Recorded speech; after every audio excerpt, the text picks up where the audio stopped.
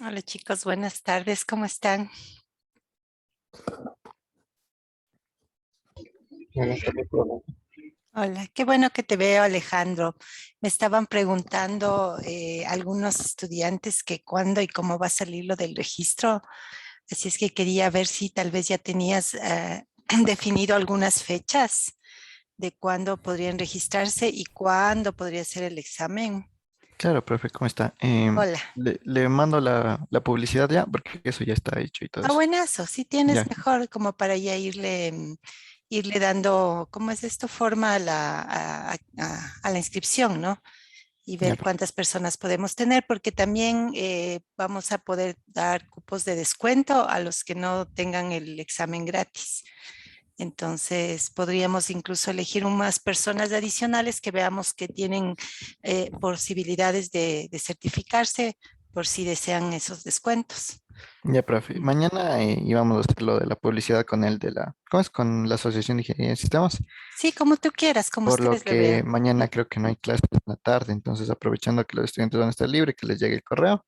Chévere. Y nosotros le íbamos a decir que la prueba, como usted me dijo, ¿no? Sería a finales de septiembre. Sí, en la fecha que ustedes más decidan, porque yo Ya, lo que haría es pasarte a ti el cuestionario, ¿no? Y las respuestas. Pero eso sí tendría que ser súper, claro.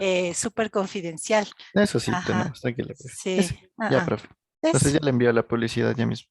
Chévere, chévere. Buenas. Ya. Entonces ya para irles, ¿cómo es? Avisando, porque claro, los chicos que ya sabían me estaban preguntando. Y bueno, Claro. esperemos unos minutitos a ver si llegan más personas. No sé qué les pasó a los demás, pero esperemos un ratito, ¿ya?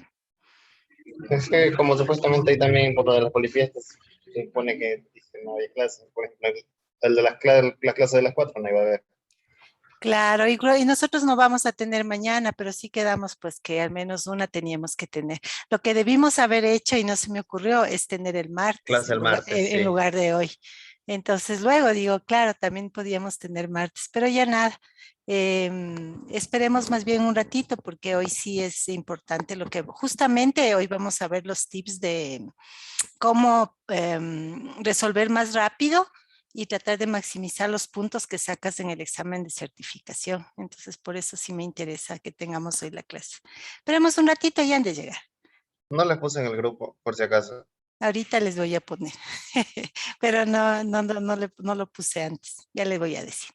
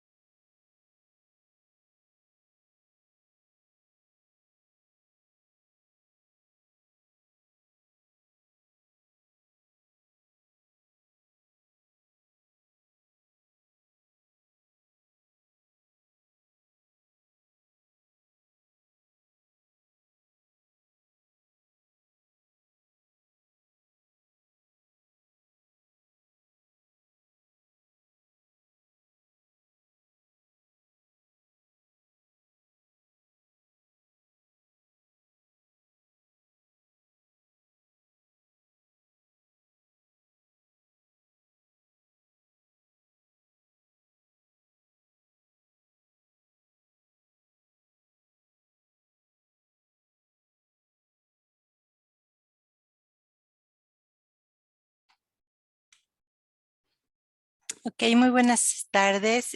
Gracias por estar aquí. Yo sé que estamos en plenas fiestas y bueno, tal vez debimos haber tenido esta clase más bien el martes, que era un día más tranquilo, pero ni modo. Como habíamos quedado, el día de mañana vamos a tener libre porque pues sí es importante también que nos integremos, que participemos en las actividades de la conmemoración. Y pues hoy nos vamos a desocupar en punto para que ustedes puedan también a las actividades de las 4 de la tarde pues sumarse. De todas maneras es importante que tengamos esta clase de hoy porque ya empezado septiembre entramos en recta final. En realidad ya no nos falta mucho material teórico que cubrir.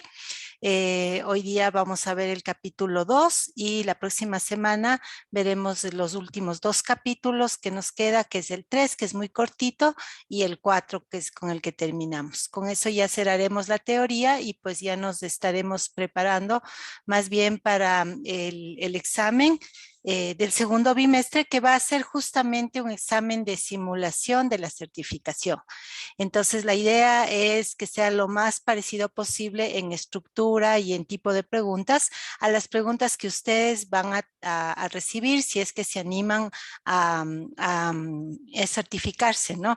Entonces, por eso mismo, lo primero que vamos a hacer el día de hoy es empezar hablando justamente de cómo funciona la certificación y algunos tips que es la parte tal vez más enriquecedora de los cursos corporativos cuando se dé este training, porque pues obviamente está el material que estamos cubriendo como en la parte teórica, pero sobre todo la práctica, como los ejercicios que ustedes entregaron hoy, que ya vamos a ver la resolución, y estos tips es lo que más te va a, digamos, ayudar para poder salir con éxito en la certificación. Entonces, el examen tiene 40 preguntas, todas de selección múltiple, ABCD, y todas tienen siempre una sola letra que es la correcta. Entonces hay que saber discriminar entre las 4 opciones, siempre hay una o dos que evidentemente son correctas. Entonces hay que saber primero discriminar esa una o dos opciones que definitivamente no son y te quedas solamente con asimismo 2 opciones que probablemente son, ¿no? Y entonces ante esa disminución de probabilidades, pues ya entre las dos, incluso si adivinaras, ya tendrías un 50%. Pero de todas maneras también vamos a ver ahorita que hay ciertos hints, ciertas pistas que tú puedes encontrar en el enunciado y en las mismas alternativas como para darte cuenta entre las dos que tengas dudas, si es que tuvieras duda, cuál mismo es. Y eso te permite avanzar más rápido y reservar el tiempo para las preguntas que tienen enunciados gordos, porque hay preguntas cuyo enunciado es bastante extenso y también hay las preguntas de combinaciones de numerales romanos, que esas son las que más tiempo roban. Vamos a ver también una técnica para resolverlas de la manera más rápida posible y evidentemente correctamente, ¿no? Entonces, como les decía, son 40 preguntas y de estas 40 preguntas tienes 40 minutos si es que no haces el proceso de extensión que yo les recomiendo. Entonces, pidan el examen en inglés y pidan la extensión que te da 15 minutos más. Entonces, con esos 15 minutos tienes más holgura de tiempo para no estresarte porque el reloj está marcando, ¿no? Y también te ahorras los problemas de traducción. Ahora, si no te sientes cómodo con el inglés, es probable que te convenga tomar el examen en español y en ese caso ajustarte a los 40 minutos. Por eso es importante hacer varias prácticas simuladas de responder 40 preguntas a la vez, hasta que tengas ya más o menos la noción de cuánto es 40 minutos en preguntas respondidas, ¿no? Y tengas la agilidad de saber cuánto te puedes demorar máximo en una pregunta para evitar caer en que te falte el tiempo para contestar. Entonces, todas las preguntas valen igual, todas valen un punto, sean teóricas o sean de escenario, sean cortas o sean largas, todas valen un punto. Y otra ventaja es que no hay penalización por responder mal. Hay otros exámenes en los cuales si respondes bien te ponen el punto, si respondes mal te quitan medio punto. Es como para evitar que respondas cualquier cosa, ¿no? En cambio, como aquí no hay penalización, en realidad sí es válido que el último minuto simplemente trates de, si te faltaba tiempo, simplemente el último minuto que te dice ya, ahí te va marcando el cronómetro, que trates de, que más bien escojas una sola letra y con esa letra rellenes las preguntas que te faltó. Porque al escoger una sola letra tienes como más probabilidades estadísticas de acertar que si coges aleatoriamente poniendo en cada pregunta una letra cualquiera. Entonces, escoge una, la que más te suene y con esa bárrete las que te queden, ¿no? Es conveniente ir respondiendo y avanzando porque sí puedes ir atrás y adelante, pero eso te va a quitar tiempo y enfoque. Entonces, a veces uno dice, no estoy muy segura, le dejo pendiente y paso a la siguiente, pero eso más bien te va a quitar tiempo. Es preferible tomar una decisión, poner una respuesta y pasar a la siguiente y así sucesivamente. Entonces, eso como tips generales. En cuanto a la interfaz del examen es bastante simple. Primero, obviamente, te restringe que puedas navegar a ningún lado, es decir, se controla todo tu ambiente para que no puedas tener ventanas ni nada por el estilo en el mismo equipo. Te piden un escaneo 360 del lugar donde estás. Entonces tienes que con tu cámara mostrar todo el derredor y todo tu escritorio y nunca la puedes apagar, es decir, todo el tiempo va a haber una persona que te esté observando mientras realizas el examen. No puedes tener nada, ni libros, ni cuadernos, ni celulares, ni hojas, ni nada por el estilo. En la misma interfaz te proveen dos herramientas. La una herramienta es una calculadora básica, por si necesitas hacer estimados, sumas, restas, pues puedes usar esa calculadora que está ahí mismo. Y la otra que es muy, muy útil en realidad, que es un pequeño notepad. Es simplemente un editor de texto donde puedes anotar cosas y ese sí que va a ser de ayuda, ¿no? Porque a veces uno quiere confiar en la memoria y por querer confiar en la memoria a veces te toca volver a releer cosas o se te confunde los datos, ¿no? Entonces es bueno tener el notepad para el caso en que quieras más bien anotar cosas. Entonces esas son las dos únicas herramientas que se te permite tener que están bien dentro del ambiente controlado, ¿no? Y ya, entonces te ponen el cronómetro y tú vas viendo cuánto tiempo te va quedando y vas avanzando en el examen. Entonces, ese es el mecanismo y la interfaz. Les voy a compartir ahorita entonces la resolución que habíamos hecho de las preguntas tipo del capítulo 1, ¿no? Primero, para que ustedes pues no les quede dudas sobre cuáles eran las respuestas correctas y segundo, para que vayamos en el proceso de revisar esta tarea, pues dando también algunos consejos adicionales. Entonces, en este caso hemos tomado las preguntas tal como están planteado en el texto de Gary Ruede y Rex Black, que son preguntas deprecadas, es decir, son del nivel de dificultad tal que eran parte de exámenes previos que ahora ya están disponibles para justamente el entrenamiento, ¿no? Entonces, y las respuestas, igual que vamos a ver hoy, son las respuestas oficiales para estas preguntas basadas en el programa de estudios, ¿no? Obviamente podría haber discrepancias con otras fuentes, como otros autores o otras certificaciones. Las preguntas de la certificación evidentemente van a referir sus respuestas a lo que el contenido del plan de estudios manifiesta. Por eso es que también les había pedido, léanse la parte respectiva antes de responder estas preguntas del capítulo 1. Entonces, bueno, vamos a resolver juntos, ¿no? Entonces, la primera pregunta dice, primero fíjate este de acá, ¿no? Este de acá te está indicando en este caso cuál es el objetivo de aprendizaje y en qué sección está la teoría que sustenta la respuesta, ¿no? En este caso es capítulo 1, sección 1.1.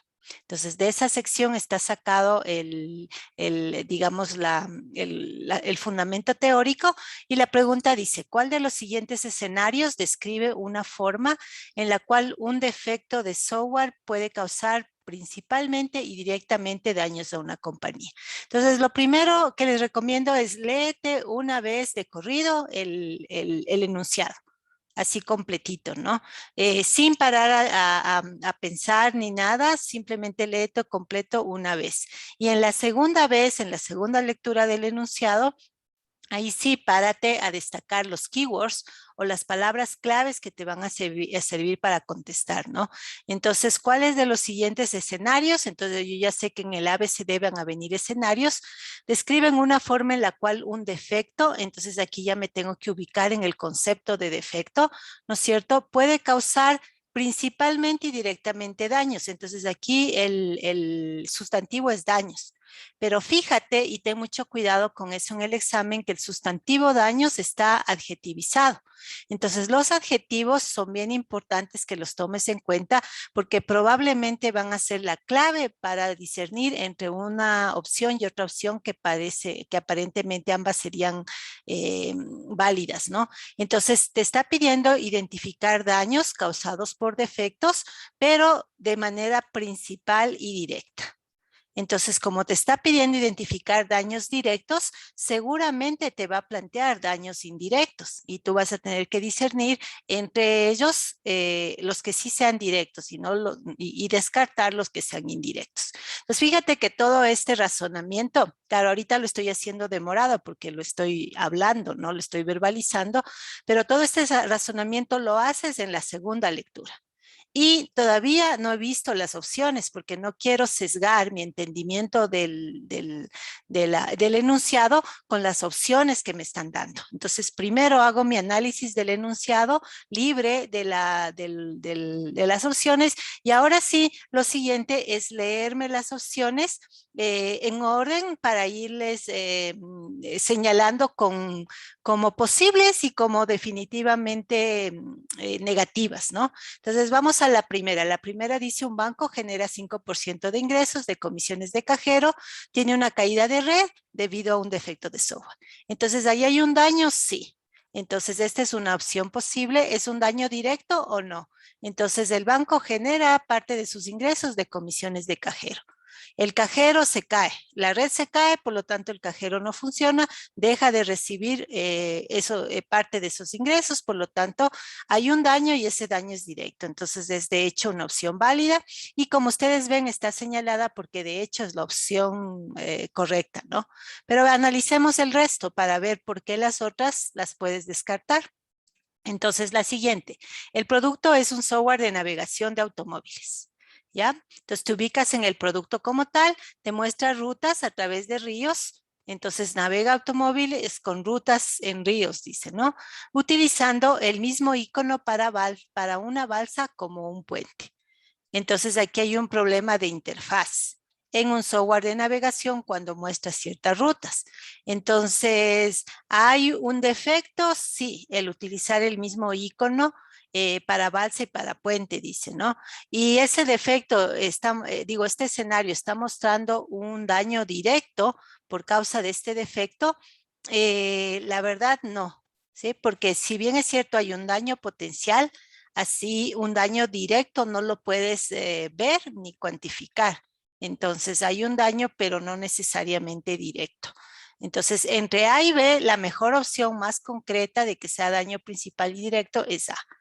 Vamos a la opción C, dice el software de monitoreo de emisiones. Entonces ya te ubicas en el producto, monitorear emisiones, informa demasiado poco acerca del porcentaje de gases tóxicos de una fábrica.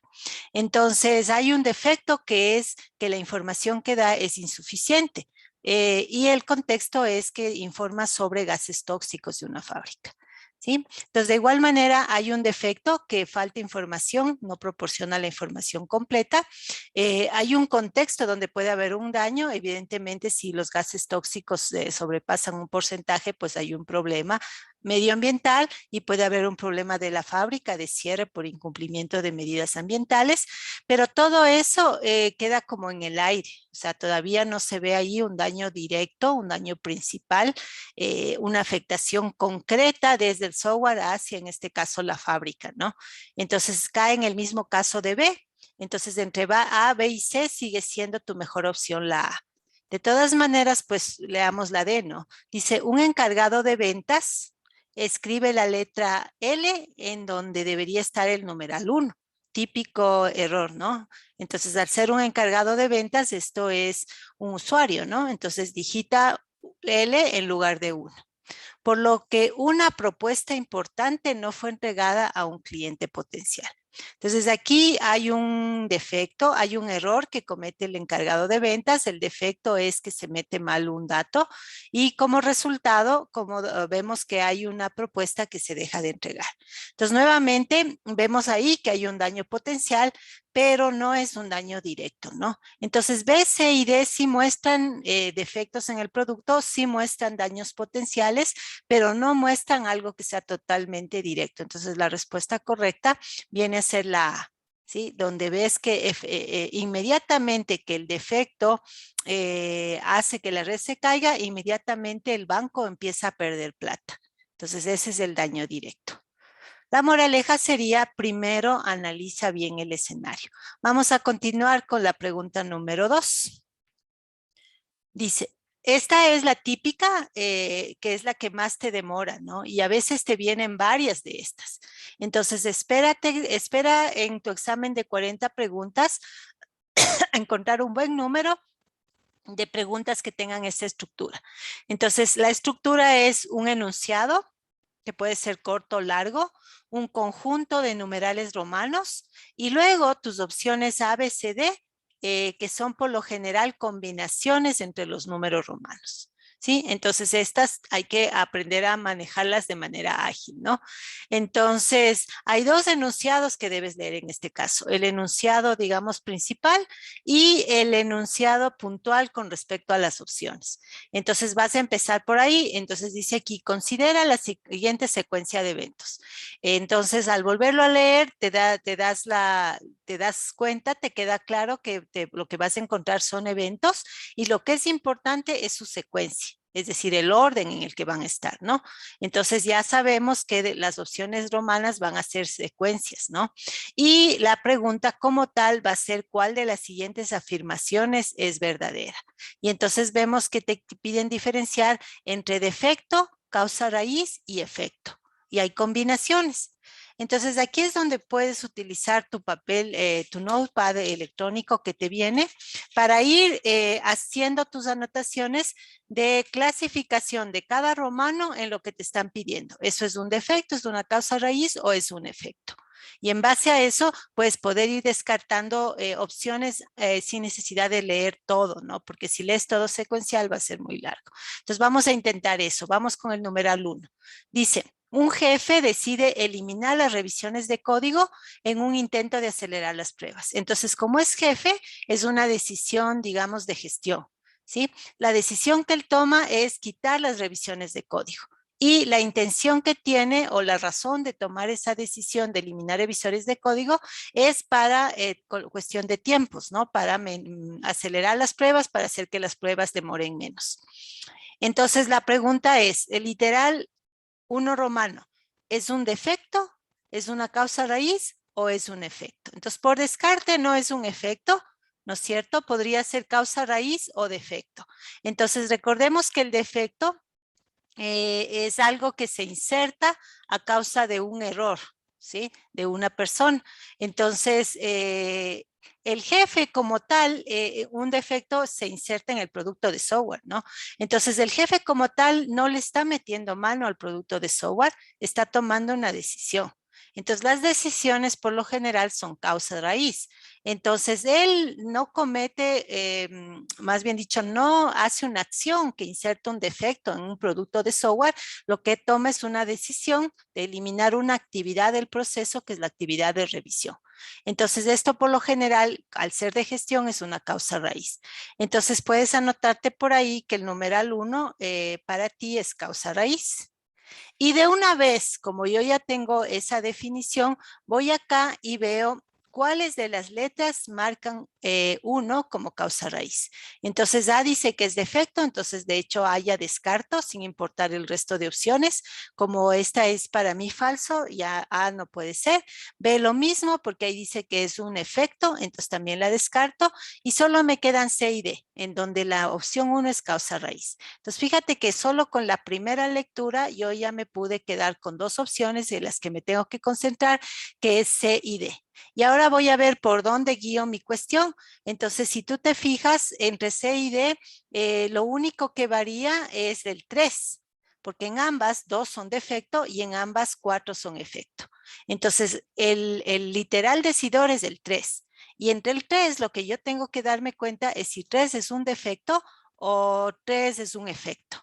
Porque de eso va a depender que la opción correcta sea C o sea D. Entonces me salto el 2, que además es el más gordo, y me voy directo al 3. Y ahí sí hago el análisis, ¿no? Dice, un cajero automático no puede actualizar la dirección de un cliente después de que la entrega de mantenimiento es instalada. Entonces al software se le hizo un mantenimiento, esa nueva versión del software se deployó, se instaló y el momento que el cajero ya tiene la nueva versión, ya no se puede hacer la actualización de las direcciones de los clientes. Entonces eso es, el 3 viene a ser un efecto, ¿no? Porque el defecto no sabemos cuál es. Algo pasó en el mantenimiento que no sabemos qué es, pero el hecho es que después de hecho ese mantenimiento dejó de funcionar la opción. Y entonces lo que estamos viendo es un efecto. Por lo tanto, como 3 es un efecto, definitivamente me decanto por la D. ¿Sí? Entonces esa es la manera correcta, ¿no? Voy en orden de los literales con el primero que logro descifrar, que a veces no es del 1, ¿no? Digamos que ese no es tan obvio, sino este es el que es obvio para ti. Y dices, esto de ley es un efecto. Entonces busco, efecto está aquí, está aquí, está aquí, y entonces ya al menos ahí hubiera podido descartar, de hecho, la C. Y ya hubiera tenido que ver entre A, B y D, ¿no? Entonces, la que estés seguro, con esa empiezas a descartar y luego vas viendo las combinaciones para ver cuál es el discriminador. Y entonces puedes pasar a la siguiente pregunta. Si es que hay dudas, por favor me interrumpen nomás para ir sobre la marcha contestando. Entonces, igual vamos a la pregunta número 7 del texto que estamos usando. Ahí tenemos que funciona igual, ¿no? Con romanos y con ABCD. Entonces, leemos los dos enunciados. El primero dice considerar los siguientes objetivos. Entonces, yo ya sé que me está hablando de objetivos. Y el de abajo dice, ¿cuál de los siguientes enumeran objetivos comunes de las pruebas? Entonces, nuevamente, fíjate que no es cualquier objetivo, sino objetivo común. Es decir, un objetivo general de las pruebas, un objetivo que todas las pruebas cumplan, ¿no? Y entonces, combina, ¿no? Entonces, tengo que ver, ir descartando uno por uno cuál es el objetivo y cuál no. Entonces, el número romano 1, encontrar defectos, sí es un objetivo de pruebas. El número 2, ganar confianza en el sistema, también es un objetivo de pruebas. El número 3, proporcionar información del sistema, también es un objetivo de las pruebas. El número 4, prevenir defectos, también es un objetivo de las pruebas cuando estás en aseguramiento de calidad. Y el número 5, eliminar defectos, no lo es. Ese es un objetivo de depuración, ¿no? Por lo tanto, tengo que buscar cuál opción pone a todos menos el 5 como objetivos. Entonces, aquí está el 5, esa no es. Aquí está el 5, esa no es. Me queda entre B y C. Y entre B y C, la única diferencia es que en B no está el 3 y en C sí está el 3. Entonces, si quieres, vuelves a rechequear el 3, proporcionar información acerca del sistema si es un objetivo. Por lo tanto, la opción es la C. Entonces, esa es la respuesta correcta de esta número 7. Denme un segundito que estoy, no sé por qué se me está acabando la batería aquí. Denme un segundo.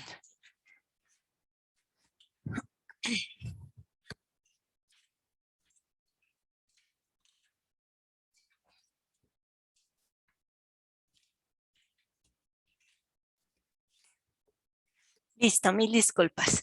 Entonces, vamos con la opción número 8. Igual analiza la estructura, en este caso es simple, ¿no? Solamente ABCD, pero tiene un enunciado un poquito largo, medianamente largo. Entonces lo leemos de largo. Un proveedor participa en una revisión de requisitos e identifica ambigüedades que podrían haber resultado en equivocaciones de programación. Este es un ejemplo de cuál de los siguientes propósitos de las pruebas. Entonces en la segunda lectura me ubico, estoy en los zapatos de un tester. El tester hace una revisión de requisitos. En la revisión de requisitos se encuentran ambigüedades y dice que estas ambigüedades podrían haber dado como efecto equivocaciones, o sea, errores que llevan a defectos en la parte de programación, es decir, en el código. Entonces, ¿cuál de los siguientes? Este es un ejemplo de cuál de los siguientes propósitos o objetivos de las pruebas. Entonces, encontrar defectos podría ser, porque encontró defectos o ambigüedades en los requisitos. Proporcionar confianza, no, porque al contrario está dando una situación en la cual vemos que hay un problema.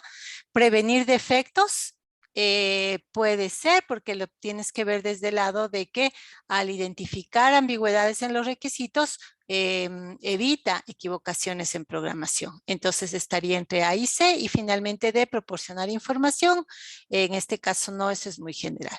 Entonces tendrías que ver entre A y C, que es encontrar defectos que se encontró acá a nivel de requisitos, y prevenir defectos, que serían los defectos de programación que ayudó a prevenir. ¿Cuál de las dos tiene más, digamos, valor, no? Y es siempre, acuérdense que nosotros preferimos hacer aseguramiento de calidad que control de calidad. Es decir, nosotros priorizamos la prevención de defectos por encima de encontrar defectos que ya se han insertado en el producto, porque eso es más costoso.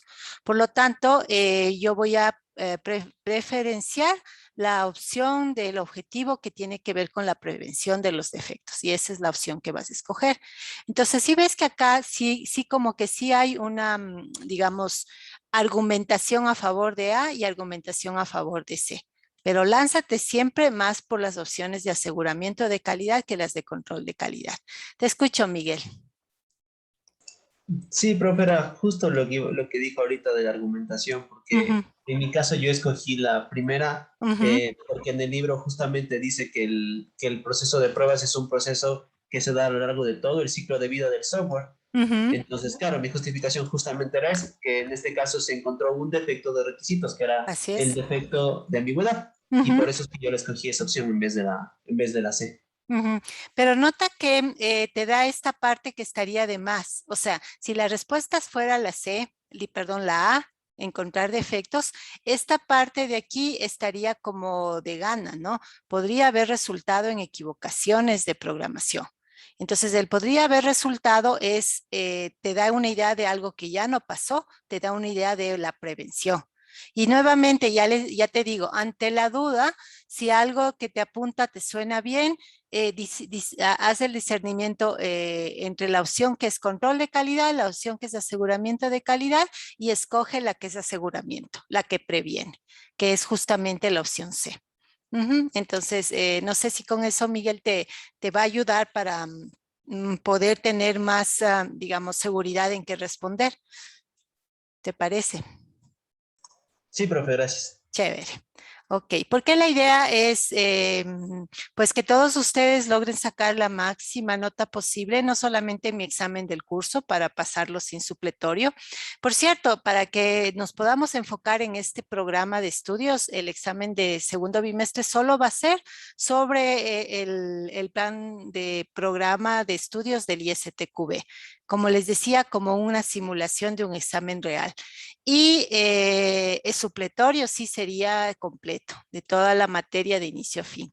Así es que una razón más para obviamente no irse a supletorio y más bien exonerarse. Vamos con la número 9. Veamos así de corrido de qué se trata. Solamente es ABCD, perfecto. Y entonces leo el enunciado que es chiquitito, ¿no? ¿Cuál de los siguientes ejemplos, cuál de los siguientes es un ejemplo de depuración?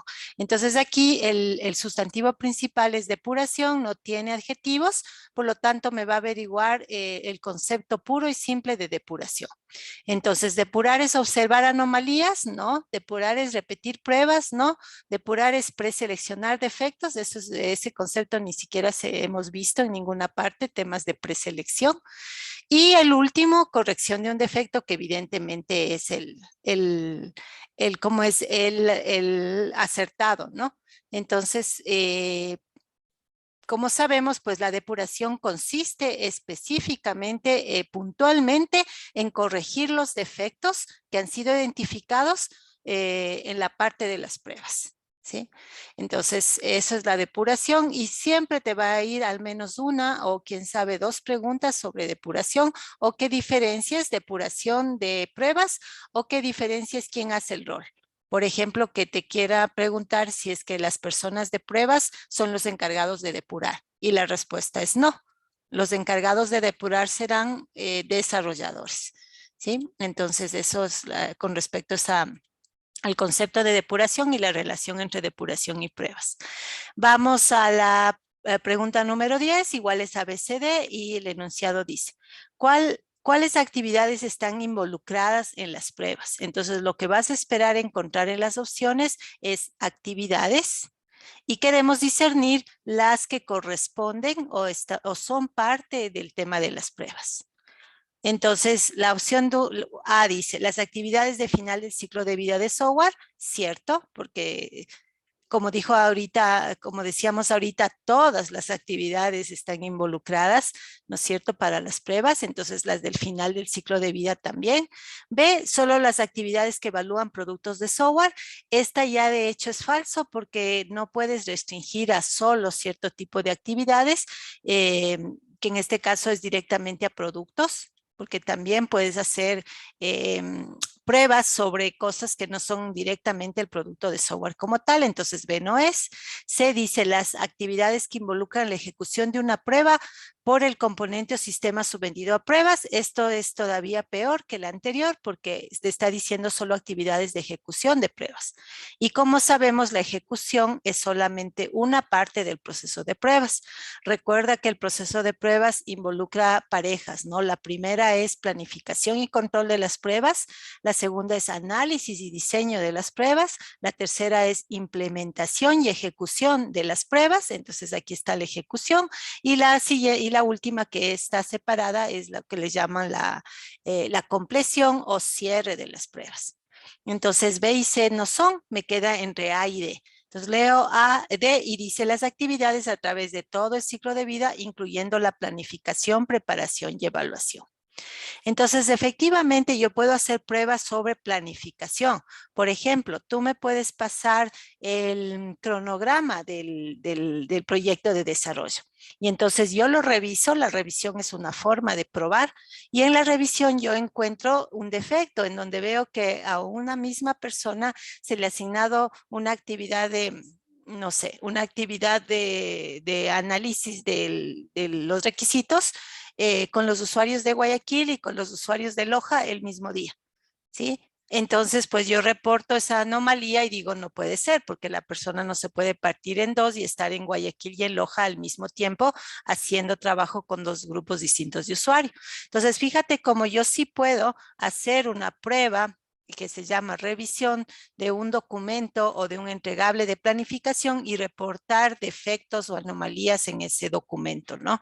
Entonces, por lo tanto, yo sí que puedo hacer pruebas sobre temas de planificación. Entonces, la respuesta correcta es D, no diciendo que A no sea correcto, pero entre A y D, la que es más completa es la D. ¿Sí? Entonces siempre te vas por lo más completo, por lo que es de aseguramiento, por lo que es más abarcador. Cuando hay, como en este caso, a 2 opciones que de cierta manera son reales, ¿no? O sea, esto es verdadero y esto también es verdadero. Pero la D es, no sé si decirlo más verdadero, más bien más completo que la A. Y B y C definitivamente son falsos. Ok, continuemos. Entonces la 11. La 11 solo es ABCD también. Y me preparo para la lectura, ¿no? Del enunciado. Entonces dice, considera el siguiente escenario, entonces mentalmente te pones en el modo escenario. Escenario significa que te van a plantear digamos, ciertas condiciones y dentro de esas condiciones tienes que ubicar la respuesta. Estrictamente dentro de esas condiciones del escenario a plantear, ¿no? Entonces dice, usted está probando un producto, entonces tú eres el tester, has encontrado 100 defectos, ¿ok?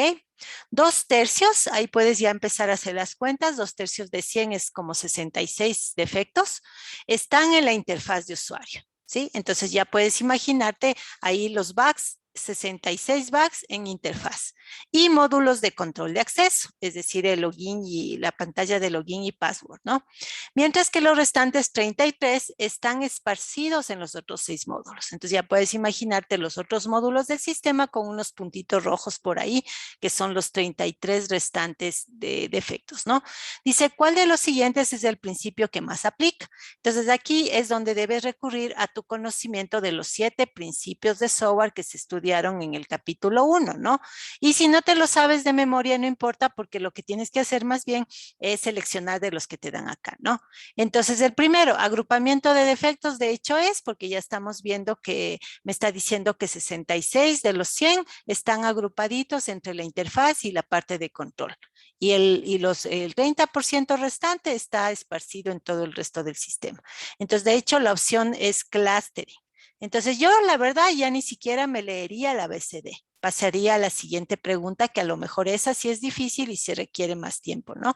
De todas maneras, vamos a revisarlas por si te queda la duda, ¿no? B dice, la falacia de la ausencia de errores no tiene nada que ver, porque de hecho aquí están errores, ¿no es cierto? 100 defectos y demás. Las pruebas exhaustivas son imposibles, no tiene nada que ver. Controlar activamente el diseño de las pruebas mientras realiza estas pruebas. Este es un concepto extraño que no, de lo cual no se habla, control activo de diseño, por lo tanto tampoco es. Y entonces si tenías la duda, al leerte las opciones, compruebas que era la A. Sin embargo, si tú ya estás más del 85% segura de que es A, sin haber visto las otras opciones, confía en lo que sabes y pasa a la siguiente pregunta. Entonces vamos a la 3 en este caso. Igual es de ABCD y dice el enunciado. ¿Cuál de las siguientes tareas de las pruebas es una parte de la actividad de planificación de pruebas? Entonces, te ubica en el proceso de pruebas y dentro del proceso de pruebas te ubica en la parte de planificación. Y te está diciendo que identifiques tareas que corresponden a planificación. Entonces, puedo ir en orden, ¿no? A, medir y analizar resultados. Eso no es de planificación porque para medir ya necesitas haber hecho ejecución. B, determinar criterios de salida. Al ser determinar es una decisión que se tiene que tomar, entonces eso sí que suena a planificación. C, dice revisar bases de las pruebas. Las revisiones de bases de pruebas son parte del análisis de los requisitos, ¿no? Recuerden, por ejemplo, un ejemplo que dábamos la clase pasada donde decíamos que me contratan para hacer la evaluación de un producto, pero con la novedad de que me entregan sin el código fuente, porque así fue como el vendedor les entregó a los clientes que me están contratando. Entonces, la base de pruebas, que es el conjunto de insumos que yo recibo, lo tengo que revisar. Y al revisar me doy cuenta que no tengo código fuente y por lo tanto toda mi estrategia de pruebas tiene que ser hecha tomando en cuenta que no cuento con el código fuente. Entonces no podría usar SonarQube, no podría hacer pruebas de caja blanca y otras restricciones dado que me falte ese insumo. Entonces, ¿cómo sé qué insumos cuento y qué insumos no? Porque en la fase de análisis yo reviso las bases de prueba. Entonces, esto no es planificación. Y D dice comprobar los registros de prueba contra criterios de salida. Si yo tengo registro de pruebas, significa que he ejecutado las pruebas para poder registrar esos resultados, entonces esto es de ejecución. Por lo tanto, la opción que me queda y que es de planificación es la opción B, determinar criterios de salida. ¿De qué criterios de salida está hablando? De los criterios de salida de las fases de pruebas. O sea, ¿cuándo yo voy a terminar de probar? ¿Cuál va a ser mi criterio para salir de las pruebas? Entonces, podría ser 5 días de pruebas, podría ser $5,000 gastados, podría ser 100 defectos encontrados, podría ser X cantidad de horas sin haber encontrado un nuevo defecto. Entonces, te puedes poner cualquier criterio que incluso podría ser arbitrario, pero esa definición de esos criterios hay que hacerla al inicio cuando se está planificando las pruebas, ¿sí? Entonces, la B es una actividad, es una tarea de planificación. La 14, veamos, dice, enunciado, ¿por qué ejecutamos las pruebas de confirmación? Entonces, de ley te vas a encontrar al menos un par de preguntas que te evalúen con respecto a tu claridad en cuanto al concepto de pruebas de confirmación versus el concepto de pruebas de regresión. Entonces recuerda que las pruebas de confirmación, como su nombre lo dice, son para confirmar que un defecto ha sido corregido. También se les llama retesting porque se tienen que volver a repetir las mismas pruebas con las cuales saltó el defecto. ¿Sí? Y las otras son las de pruebas de regresión o regression testing que se hacen después de las pruebas de confirmación para ver que no se haya insertado nuevos defectos por corregir el que estábamos queriendo quitar o que no se hayan destapado defectos que estaban ocultos tras el defecto que acabamos de resolver. Entonces, esas son las de regresión. Entonces, aquí me dice, ¿por qué ejecutas las de confirmación? A, para demostrar la aptitud de propósito, no es cierto. B, para asegurar que los defectos no han sido introducidos en las áreas no modificadas, eso no es cierto porque eso tendría que ver con regresión. C, para determinar si un componente satisface o no las necesidades de un usuario, eso tampoco es cierto porque no es una prueba de aceptación. Y D, para verificar el éxito de las acciones correctivas, que evidentemente es el concepto de una prueba de confirmación o retesting o prueba de repetición. Entonces la respuesta es D. Entonces, como ven, las preguntas, hay las que tienen enunciados muy corticos, hay las que tienen enunciados un poco más largos o medianos como este, y hay algunas que tienen unos enunciados realmente gordos, 2 párrafos, 3 párrafos, y por lo general cuando el enunciado es largo, hay varias preguntas asociadas. Entonces te dice, considera el siguiente escenario y te lanzan 3 párrafos de explicación del escenario. Y a continuación tienes 2, 3, hasta 4 preguntas, todas en base a ese escenario. Entonces, cuando te mandan a leer un escenario grande, espera o toma en cuenta que seguramente las 2 o 3 preguntas siguientes, todas van a ser en función de ese escenario que te acaban de plantear. ¿Sí? Y bueno, hay las corticas como lo anterior, ¿no? Que el enunciado es corto. Y las opciones también son relativamente cortas en cuanto a cantidad de texto. Entonces veamos este que es mediano. Dice, para mantener la motivación, entonces yo ya estoy viendo que al hablarme de motivación me está hablando de soft skills y ya te puedes ubicar mentalmente en la parte final de este capítulo que es la parte de la psicología, ¿no? Probadores y desarrolladores necesitan la mentalidad correcta. Entonces ahí reafirmas que estás en el capítulo de psicología de las pruebas, ¿no? Los buenos desarrolladores deben tener una actitud positiva acerca de su habilidad y la habilidad de su equipo para tratar riesgos de negocios. Entonces, hasta ahí te está hablando de la mentalidad de los desarrolladores. Bueno, de los riesgos de negocio y técnicos que confronta su proyecto de programación. Y aquí viene la pregunta, ¿cuál de las siguientes describe exactamente la mentalidad opuesta de un buen probador?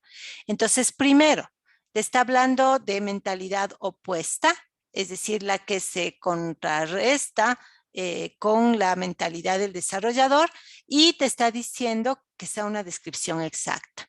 Por lo tanto, podrías esperar que haya un par de opciones donde la una describe, pero no exactamente, y la otra describe más exactamente. Entonces, obviamente tienes que escoger la que para ti es la más exacta posible. Entonces, vamos a ver qué nos propone, ¿no? Entonces, la primera dice, los buenos probadores identifican fallas con la intención de ser críticos acerca del producto y del autor. Entonces, esto de hecho es descartado, ¿no? Porque es falso que nosotros queramos criticarle al producto y peor aún al autor. Es decir, nuestra función no es demostrar que el producto es malo. Nuestra función es ayudar a mejorar el producto. Y si el producto tiene defectos, pues informarlos para que se tomen los correctivos del caso. Entonces, no estamos ahí para decir ese producto no sirve, han hecho todo mal, tú eres un mal desarrollador. No estamos para criticar ni al producto ni a sus autores, estamos para ayudar a mejorar la calidad. Por lo tanto, nuestra intención no es como está marcado en A, eso es falso. Vamos a ver, los buenos probadores dicen la verdad como la ven y no están terriblemente preocupados en cómo la gente va a reaccionar a los hechos. Esto también es falso porque nosotros no somos, no debemos ser insensibles a la manera como comunicas los hechos.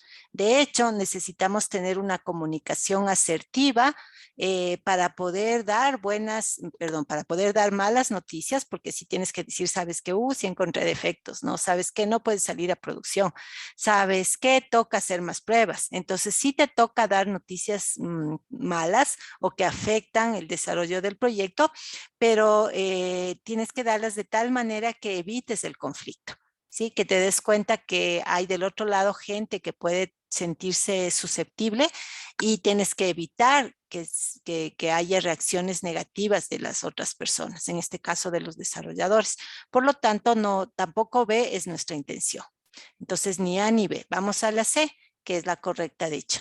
C dice, los buenos probadores son profesionales pesimistas que creen que el producto contiene probablemente defectos y que ellos pueden encontrarlos. Entonces, este es el término que usa el programa de estudios profesional pesimista. Como yo les había dicho, para mí una mejor traducción sería profesional escéptico, ¿no? Entonces, nosotros como somos escépticos, o como dice el sílabo, la palabra que usa pesimistas, nosotros partimos de la premisa que el producto contiene defectos. Y entonces nos ponemos como meta encontrar la mayor cantidad posible en el tiempo y con los recursos de los que disponemos.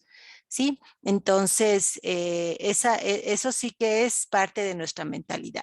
Decir, a ver, aquí está el producto, yo sé que aquí hay defectos, voy a tratar de encontrarlos la mayor cantidad posible. Y veamos la D por si acaso. Dice, los buenos probadores se enfocan más en los riesgos técnicos que en los riesgos de negocio. Esto es falso. Aunque es una creencia bastante común, ¿no? A veces se piensa que nosotros como testers tenemos que probar solo la parte técnica y no tenemos por qué preocuparnos de las partes funcionales del producto. De hecho, el mejor tester es el que entiende el dominio del negocio y está en la capacidad de diseñar también pruebas que tienen que ver con las reglas o los riesgos del negocio. Entonces, yo puedo ser un buen tester, pero si nunca he trabajado en el área financiera, me va a ser más difícil probar productos bancarios. Pero si además de ser un buen tester, yo he sido desarrollador de la banca, entonces como entiendo cómo funciona el modelo de negocios de las instituciones financieras, voy a poder hacer un mejor trabajo al diseñar la estrategia y las pruebas para la parte funcional. Nosotros diseñamos todas las pruebas, no solamente las no funcionales o técnicas, también diseñamos las pruebas funcionales. Y entonces nos toca aprender, igual que a los desarrolladores del negocio que estamos ayudando a automatizar, porque la ayuda de automatización la hacemos en conjunto, los desarrolladores y nosotros, ¿sí? Entonces ambos, tanto desarrolladores como testers, necesitamos conocer del negocio y es nuestra obligación diseñar y cómo es monitorear el buen desenvolvimiento de las pruebas funcionales o de negocio. Entonces, no es, la opción D no es, ¿no? Por lo tanto, la opción es la C. Y creo que ahí terminamos o nos falta una más acá. Ah, bueno, y para cerrar con broche de oro, bueno, en realidad nos faltan dos, mejor. Tenemos una pregunta de las ¿dónde estaba? De las de Romanos, ¿no? Entonces, el enunciado doble es considerar lo siguiente, que no dice mucho, y acá el otro enunciado que dice cuál de las siguientes afirmaciones es verdadera. Y veo que me dan algunas opciones. Todos son verdaderos, estos nomás, estos nomás, estos nomás. Entonces ya sé que lo que tengo que hacer con las numerales es discriminar cuáles son verdaderos y cuáles son falsos, ¿no? En cuanto a objetivos comunes de las pruebas. Entonces, de hecho, está repetida con la de arriba. Ya habíamos visto prevenir defectos sí es, eliminar defectos no es. Entonces, como ya sé que 2, eliminar defectos no es, descarto las que tienen 2. Entonces, todo se descarta porque el 2 no es. La opción B se descarta porque ahí tengo un 2, la opción D se descarta porque ahí tengo un 2 y entonces automáticamente caigo en que C. Y fíjate que no tuve que pasar ni siquiera del segundo romano. porque ya el eliminar defectos, que yo sé que no es parte de los objetivos comunes de las pruebas, me ayudó a descartar todas las opciones excepto la que sí es.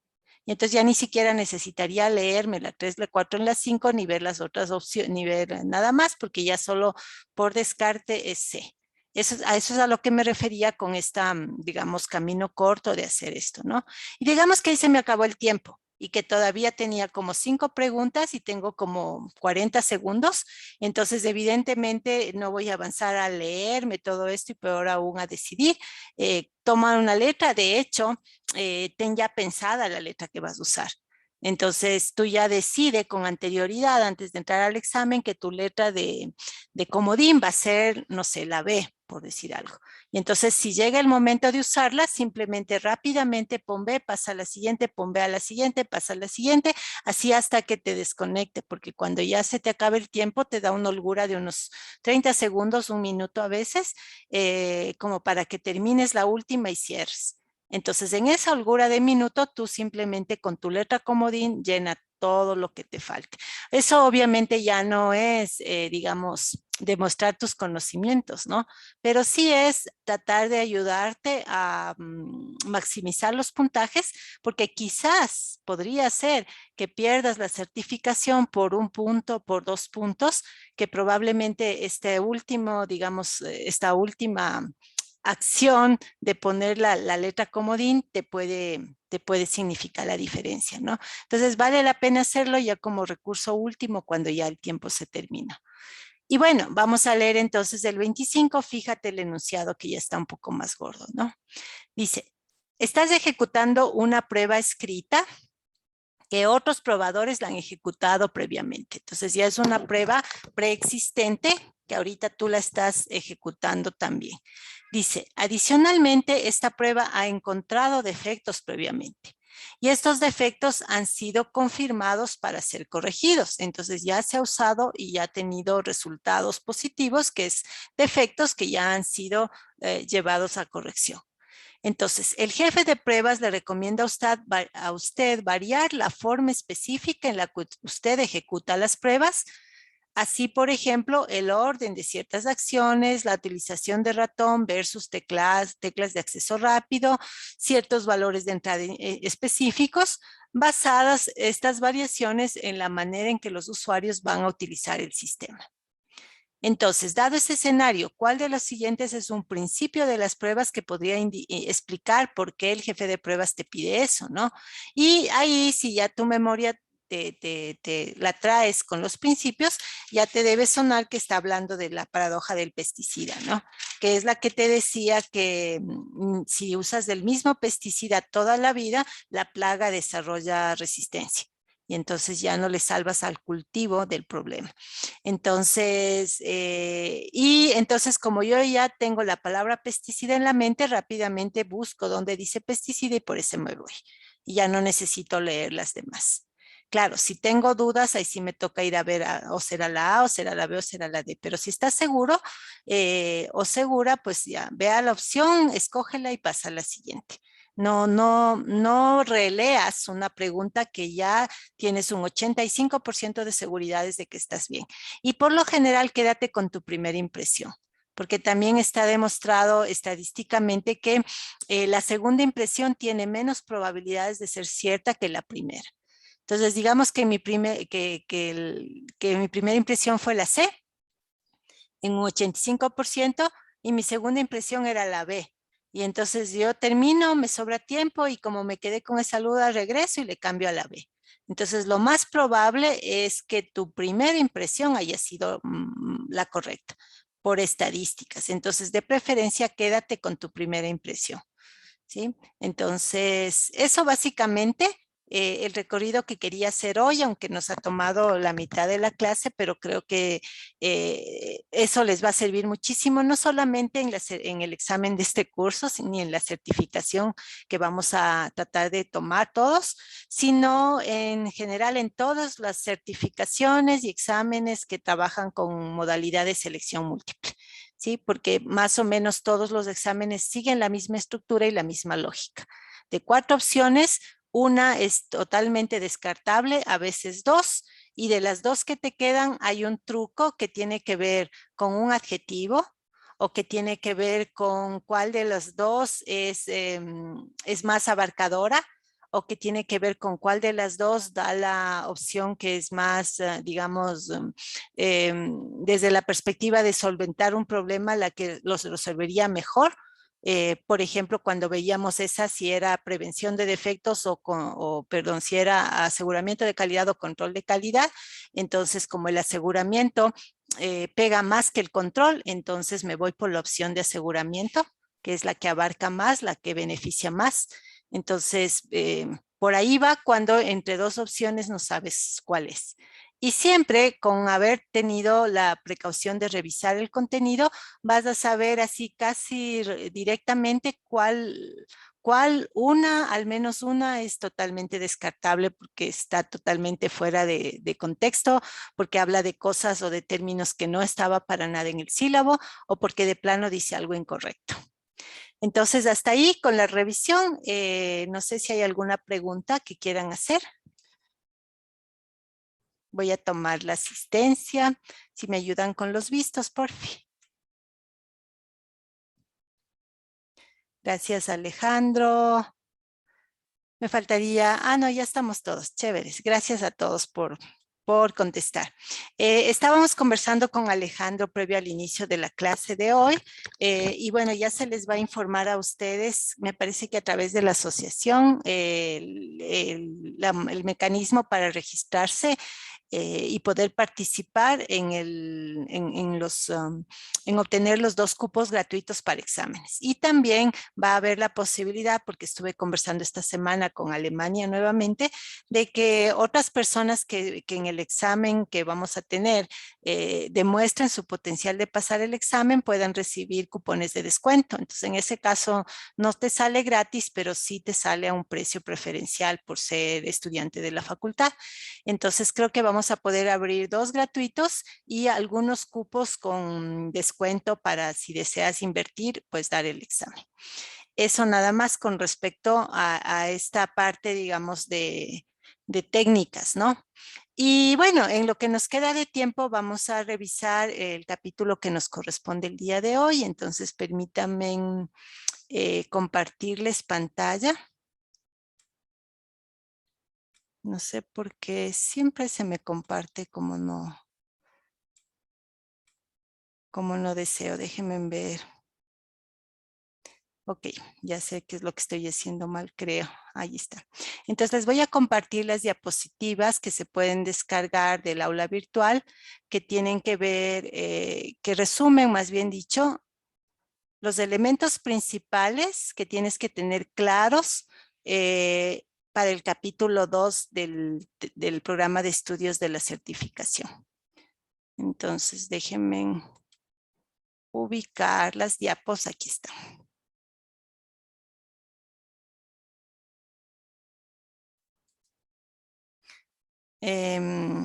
Cuéntame, Andrés, si se ven las diapositivas ya.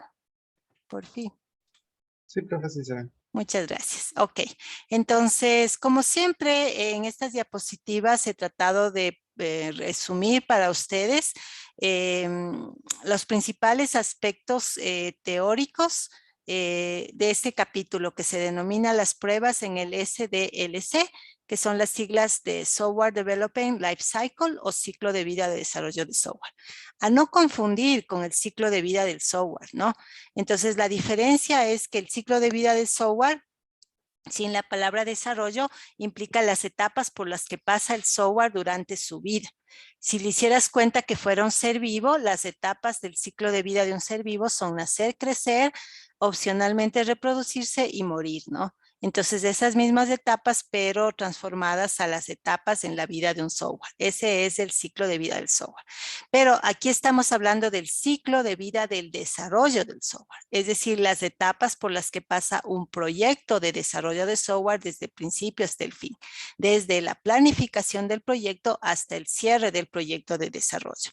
y cómo durante todas estas etapas del ciclo de vida de desarrollo se insertan las pruebas. De eso básicamente trata el capítulo 2. Entonces, ubicándonos dentro del sílabo, como habíamos visto, son 6 capítulos, de los cuales el capítulo de gestión lo vas a tener que leer aparte porque no es parte de nuestro curso acá. Y el capítulo de automatización de herramientas ya lo terminamos con el último laboratorio que hicimos, ¿no?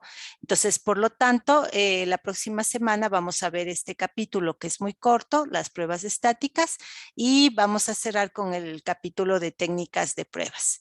Entonces, hoy nos centramos en este capítulo que abarca los siguientes temas. Una breve recorderis de los modelos de desarrollo que existen, la clasificación de los niveles de pruebas y de los tipos de pruebas, que fue justamente una pregunta que tuvimos la semana pasada, y lo que son o cómo se definen las pruebas de mantenimiento. Entonces, recuerden siempre que la certificación se mueve por objetivos de aprendizaje.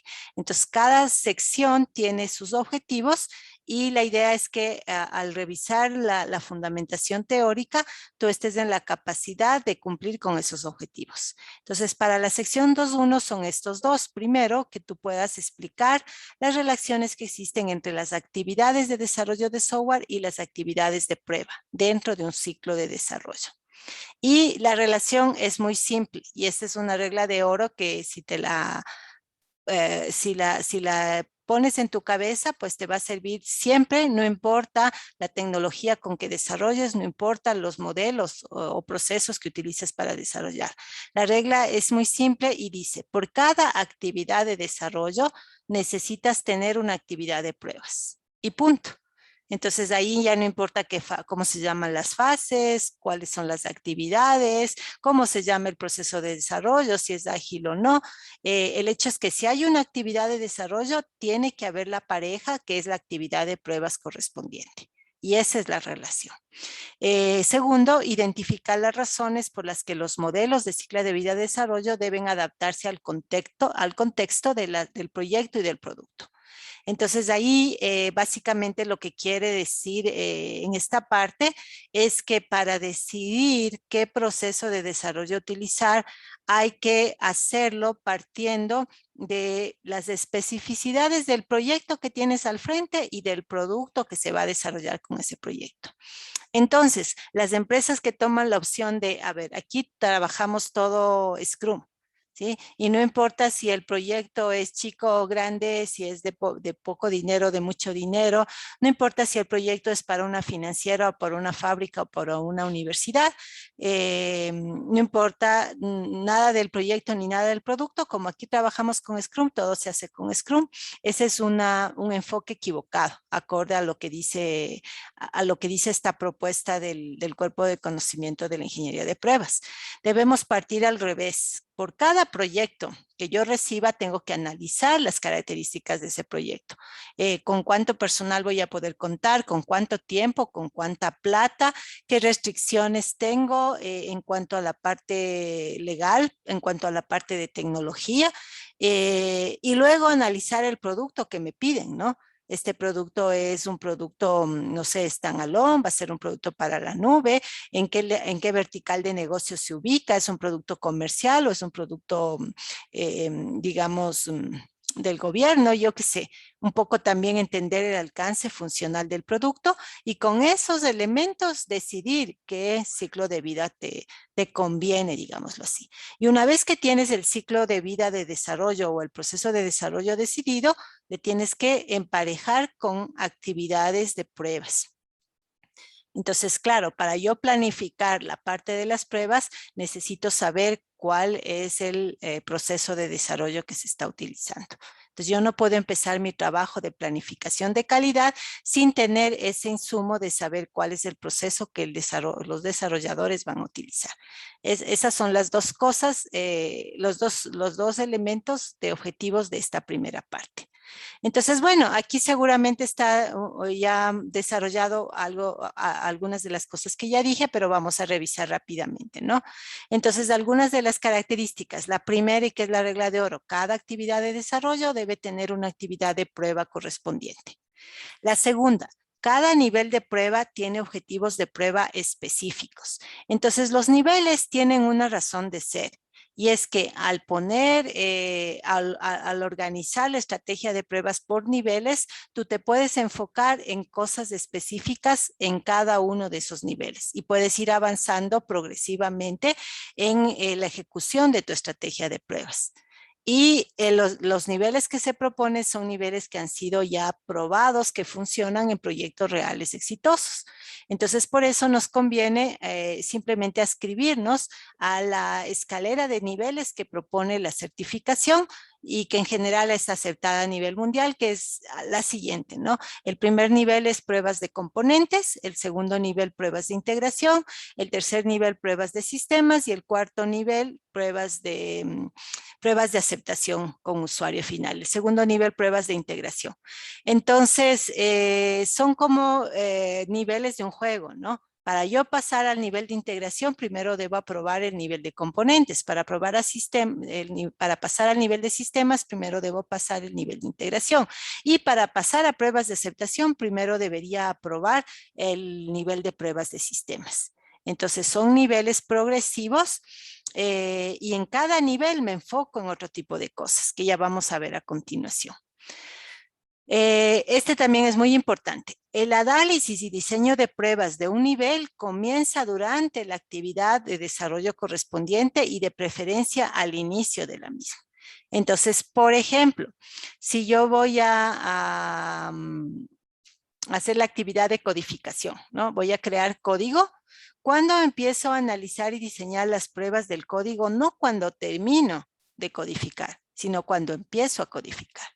¿Sí? Entonces yo ya tengo, voy a la par que voy construyendo el código, yo ya voy diseñando las pruebas de tal manera que cuando ya tenga el código, ya tengo también las pruebas listas para ser ejecutadas. Y si esto llevas al extremo, pues caes en TDD, que sería Test Driven Development, que más bien el código van a ser de considerar como insumo de inicio las pruebas. Si es que estás a nivel de componentes, es un TDD. Y si estás a nivel de aceptación, es decir, cuando yo diseño las pruebas de aceptación, cuando yo estoy trabajando los requerimientos. Entonces, a la par que voy levantando requerimientos, ya voy diseñando las pruebas con las que voy a aceptar esos requerimientos. Y luego, si yo le pongo al extremo y yo utilizo las pruebas de aceptación como insumo para poder definir el alcance del producto, eso se llama ATDD. Acceptance Test Driven Development o desarrollo guiado por las pruebas de aceptación. ¿Sí? Entonces, ese es otro nivel que es el nivel de aceptación. En definitiva, yo, al igual que analizo y diseño el producto de software, también analizo y diseño las pruebas, como habíamos visto en la clase pasada, pero estos análisis y diseños voy haciendo nivel por nivel desde el inicio de la actividad correspondiente a la que van a responder estas pruebas o a las que van a ser aplicadas estas pruebas.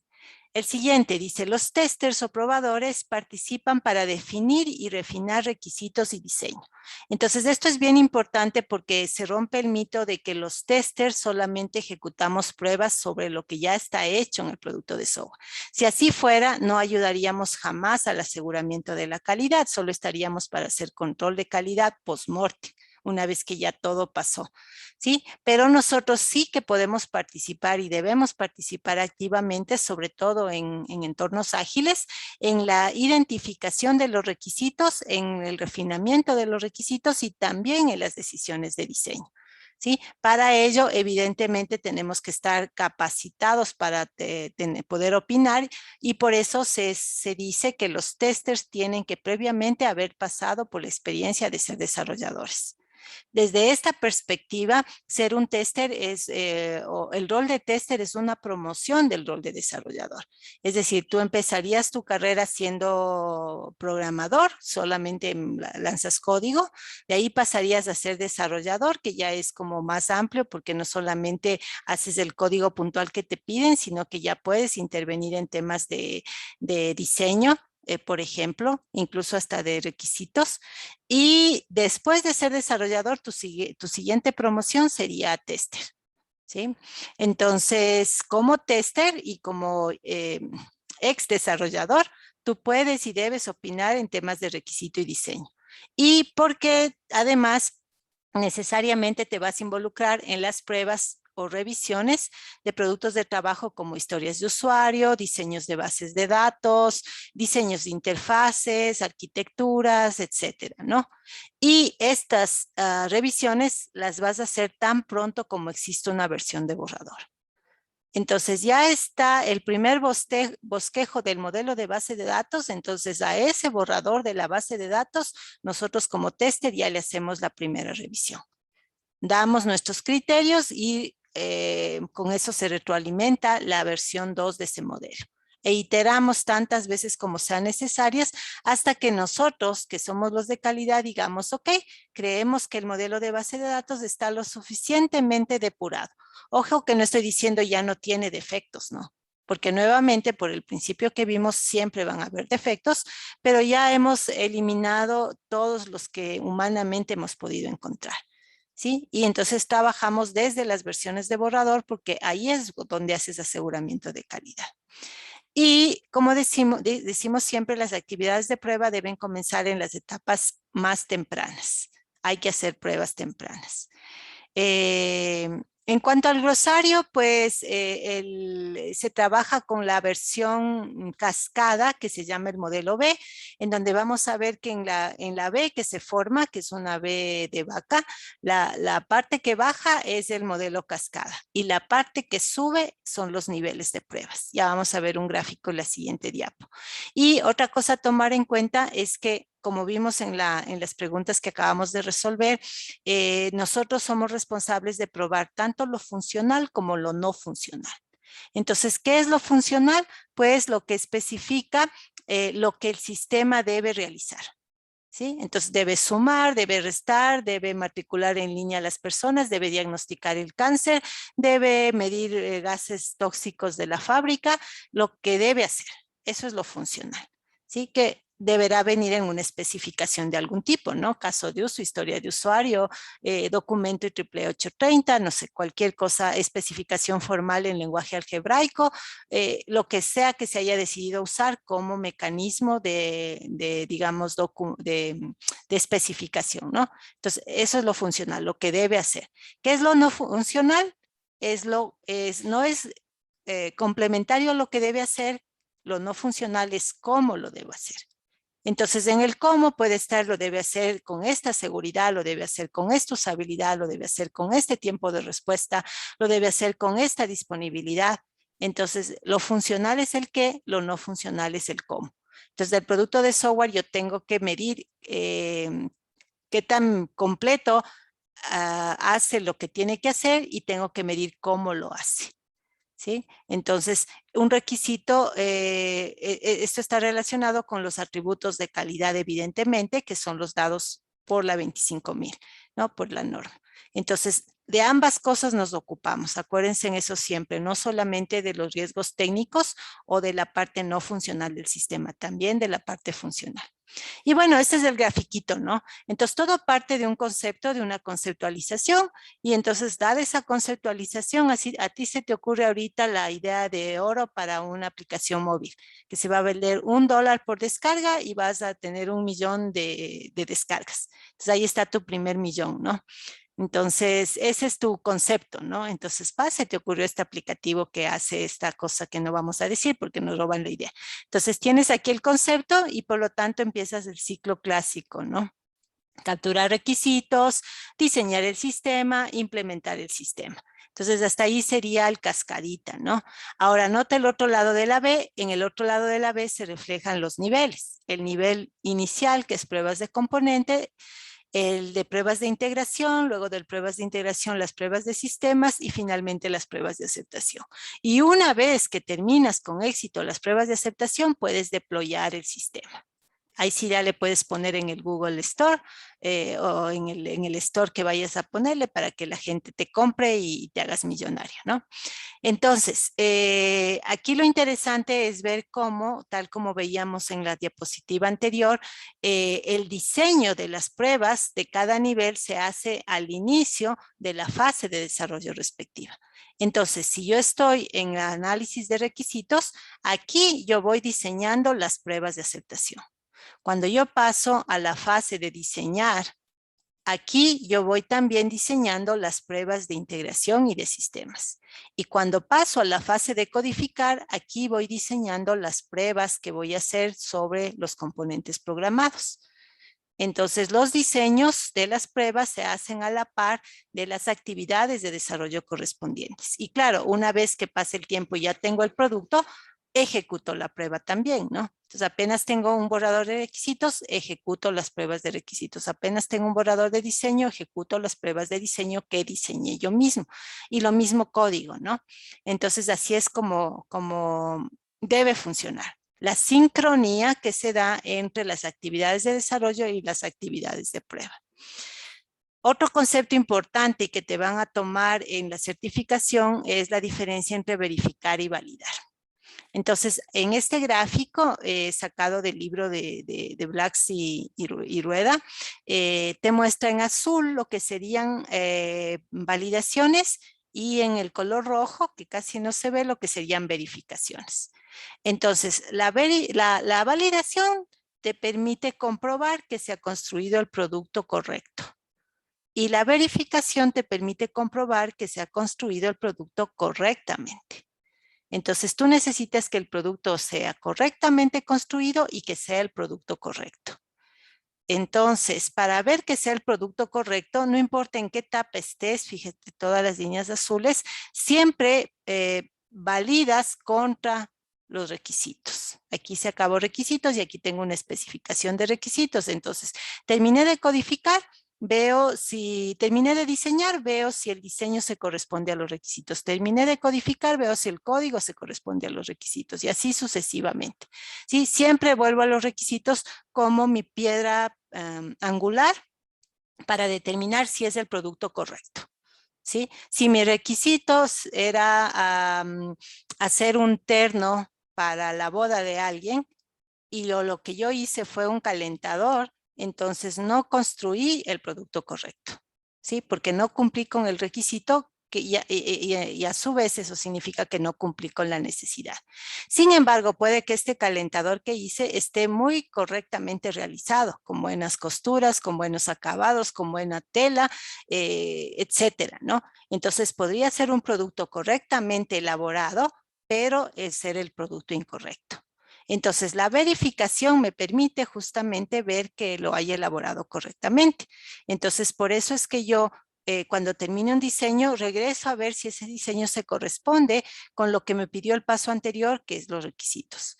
Cuando termino la implementación, verifico que ese código se corresponda con el diseño. Ya no regreso más atrás, solamente un paso, ¿no? Y así sucesivamente. Entonces, siempre tengo que hacer actividades de verificación para ir viendo que haya construido correctamente el producto y actividades de validación para ir verificando que haya construido el producto correcto. Para no caer en esto de construir el producto correctamente, pero no construir el producto correcto o el producto que se necesitaba. Entonces, esas son las diferencias entre las actividades de validación y verificación. Ok, de ahí para adelante lo de los niveles ya se explica solo. Como en esta parte del 2.2, que los niveles de prueba, básicamente debes poder comparar los diferentes niveles de prueba, diciendo cuáles son los objetivos de uno y de otro, diciendo cuáles son los insumos o bases de prueba de uno y de otro, qué objetos de prueba se trabajan en cada nivel, qué defectos característicos se hallan en cada nivel y quién es responsable de cada nivel. Entonces vamos a repasar esos conceptos así rápidamente, ¿no? Entonces primero, nuevamente, y ya dijimos, cada actividad de desarrollo debe ser probada y visto desde el producto, ya no desde las actividades del proceso, ninguna porción del software puede quedar sin ser probada. ¿sí? Entonces, todos los componentes, todos los pedazos del producto tienen que haber pasado por al menos una prueba para tener una cobertura de pruebas adecuada. Si tú dejas un pedazo sin probar, así sea el manual de usuario, ¿sí? Ya tienes ahí un riesgo, porque como no lo probaste, no lo revisaste, puede tener, no sé, 1 o 100,000 defectos. Obviamente sin la revisión no los vas a encontrar y se van a ir así a producción. Entonces, todas las partes del software tienen que ser sujetas al menos una prueba. Entonces, cada nivel de prueba debe ser probado de manera específica, con sus propios objetivos y con sus propias pruebas. Y como dijimos, estos son los niveles, ¿no? Entonces, en resumen, tenemos el primero nivel de pruebas de unidad. Aquí pruebas los componentes por separado. Y para poder probar por separado, hay ahí un par de trucos que tienes que utilizar porque te va a tocar simular los otros componentes. Aunque los otros componentes existan, yo no voy a probar mi componente unido con los otros, porque eso ya no sería unidad, eso sería prueba de integración. Lo voy a probar por separado y voy a simular las, digamos, interacciones de mi componente a nivel de unidad con unos elementos, digamos, que son artificiales, que se llaman los drivers y los stubs. Ya vamos a ver eso más adelante. Luego, una vez que ya tengo un grupo de componentes a nivel de prueba de unidad, los integran los desarrolladores y nosotros hacemos las pruebas de integración. Entonces, en las pruebas de integración probamos grupos de componentes ya integrados. Entonces, aquí también he visto yo que hay confusión. Una cosa es la actividad de integrar y otra cosa es la actividad de probar la integración. Entonces, evidentemente, primero hay que integrar los componentes para luego poder probar si la integración está bien. Entonces, ¿quién integra los componentes? Los desarrolladores. ¿Quiénes hacen las pruebas de integración después de que los componentes han sido integrados? También los desarrolladores, con supervisión nuestra. Así como a nivel de pruebas de unidad, las pruebas de unidad las hacen una vez que existe el código, los mismos desarrolladores. Entonces, pruebas de unidad y pruebas de integración son por lo general responsabilidad de los desarrolladores bajo el diseño de pruebas que nosotros hemos creado, pero ellos tienen que ejecutar. Luego vienen las pruebas de sistemas. Esta sí es responsabilidad de nosotros como gente de testing y aquí probamos el sistema completo integrado. Entonces ya no son grupitos, sino si el sistema tiene 20 componentes y a los 20 han sido integrados, las 20 componentes integrados han sido probados a nivel de integración y ahora hago pruebas del sistema. Ahí pruebo comportamiento total, tanto lo funcional como lo no funcional, porque a veces se piensa que las pruebas de sistemas son solo no funcionales. Eso es falso. En las pruebas de sistemas yo pruebo todo. ¿Por qué? Porque quiero asegurarme que esté bien todo antes de mostrárselo a los usuarios finales, que son las pruebas de aceptación. Entonces, las pruebas de aceptación es ya probar el sistema final para darle el OK para salir a producción. Y ese OK es un OK corresponsabilidad de nosotros como gente de calidad y de los clientes como los que hicieron las pruebas para aceptar. Y es súper importante que haya un documento firmado que compruebe o que evidencie justamente esa corresponsabilidad. De tal manera que sí, al otro día, cuando salimos a producción, se cae todo y hay pérdidas financieras, esta evidencia diga que la corresponsabilidad de haber salido a producción es de la gente de calidad con los clientes que aceptaron cuando hicieron las pruebas. Entonces, eso es súper importante para que los clientes se tomen en serio las pruebas de aceptación. Y bueno, eso como elementos generales y aquí hay algunas cosas adicionales, ¿no? Entonces ya habíamos hablado de los niveles de pruebas, hablemos un poco de cada uno, de sus bases, objetos de pruebas, fallos característicos, ¿no? A nivel de componentes, ¿qué necesito como insumos? El código, obviamente, el diseño detallado, si voy a probar el modelo de base de datos, pues ese modelo, las especificaciones de los componentes, todos esos son mis entradas. ¿Qué es lo que voy a probar? Unidades, módulos, clases, en general código, estructura de datos, módulos de base de datos, son ejemplos de objetos a probar. ¿Qué tipo de defectos voy a detectar? Funcionamiento incorrecto, problemas en los flujos de datos, lógica incorrecta, son algunos ejemplos de defectos que yo puedo encontrar. Por ejemplo, una condición mal puesta, ¿no? Y como dijimos, el responsable es el desarrollador que escribe el código. De hecho, debe haber una regla muy precisa que diga que el desarrollador no puede hacer commit del código que ha producido hoy en el repositorio central distribuido, a menos que garantice que pasó las pruebas de unidad. Si se pasó todo el día codificando y no avanzó a probar, técnicamente no debe subir una sola línea de código al repositorio central, porque ese código todavía no existe oficialmente mientras no esté probado, ¿sí? Entonces, el combo es el código más la prueba de unidad y no puede ser separado, ¿sí? Entonces, de hecho, se le debería obligar a hacer commit del código y commit de las evidencias de que hizo las pruebas, ¿sí? Entonces, si tú pones esa política, te vas a ahorrar muchísimos dolores de cabeza del típico desarrollador despistado que por, no sé, por evitar incumplir, sube un código que no ha aprobado y nos frega a todos el bill de ese día, ¿no? Entonces, es preferible, si no ha aprobado, que no suba nada. Y aquí viene el concepto que les decía de los drivers y de los stubs, que lo vamos a ver más bien en gráfico, ¿no? Entonces, digamos que este B es el componente que yo voy a probar. Y yo sé que el componente B necesita recibir, ser llamado y recibir parámetros desde un componente, desde otro componente. Y también necesita entregar datos y hacer llamadas o invocaciones a otros componentes. Pero como estoy probando B aislado, simulo a quien lo invoca y eso se llama un driver, es un controlador. Y también simulo a quien es invocado por mi componente o quien recibe la información de mi componente y eso se llama un staff. Entonces, en definitiva, los drivers y los stub te permiten simular invocaciones, llamadas y entradas y te permiten simular invocaciones y salidas. Y son por lo general lógicos, ¿no? Es decir, son software de simulación. Básicamente es lo que son los drivers y los stub. Ahora, es importante darte cuenta que para fines de hacer la prueba de unidad del componente B, aunque existiera el componente que lo va a llamar, yo no uso ese componente, sino uso mi driver.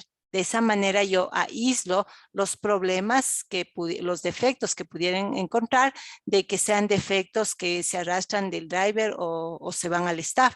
Ya solamente me dedico a investigar y hurgar el componente para ver los defectos que él tiene dentro de sí.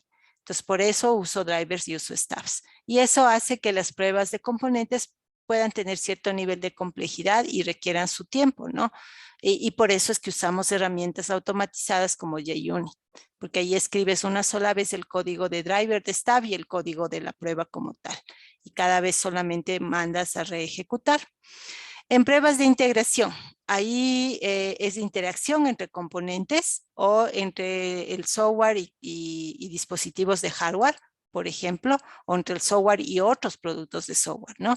Entonces, ¿qué tipo de defectos? Pérdidas de datos durante la comunicación, interpretación incorrecta de los datos, el componente que envía con cierta interpretación, y el componente que recibe con otra interpretación. Entonces, por ejemplo, yo mido temperatura ambiente y tu componente tiene que tomar la temperatura ambiente que yo medí para sincronizar el invernadero, ¿no?